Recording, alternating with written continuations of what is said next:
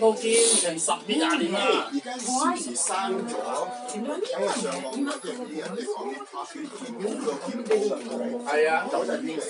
唔知喎，唔係你講邵氏啊？唔係佢一定有喺度㗎，佢哋生咗嘛？佢一定收埋咗，因為佢邵氏同 TVB 係有拉。咁如果佢要用嘅咁就可能用 TVB 借翻。係啦，冇錯，佢應該有。咁就係一咁多見到，係啊，你冇辦法㗎啦，好靚㗎，我都見到。好靚嘅，但係好多係假嘅，有啲係真嘅。咁就係，乜都幾靚。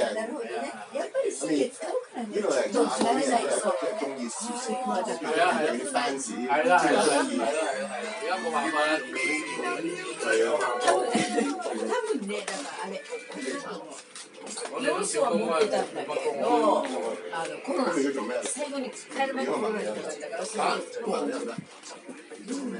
冇啊，冇嘢做啊，咪起身咪個孫煮早餐，跟住個仔送佢翻學，咁我仔度，咁咪一日就出埋多兩個公園，長身轉體咯，唯一就係咁啦。因為而家嗱傾親都唔得嘅，而家唯一就翻大拍戲，成日都有傾嘅，但係開唔成啲戲，你點知咪喺度等咁樣？而家等緊一部，嗰部都唔知幾時喎。佢係講方濟玉嘅，咁佢等佢上，喂開啦呢部戲咁你先可以上嘅，佢未開你都唔上嘅。我之前有一部戲我收咗訂金嘅，都開唔成。咁你冇辦法啦，資金唔夠你開唔到。冇辦法啦，香港電影呢幾年都起唔翻嘅。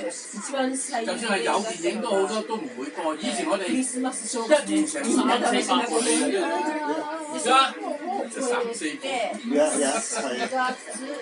咁你食咩啫？冇得食啊！好多都轉晒行啦，都最慘。你嘅收入？我而家咪申請政府就4千幾蚊咯，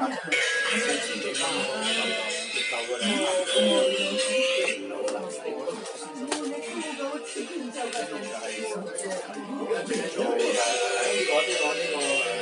呢個費啦，呢間屋嘅差餉啦，呢兩年因為而家啲水。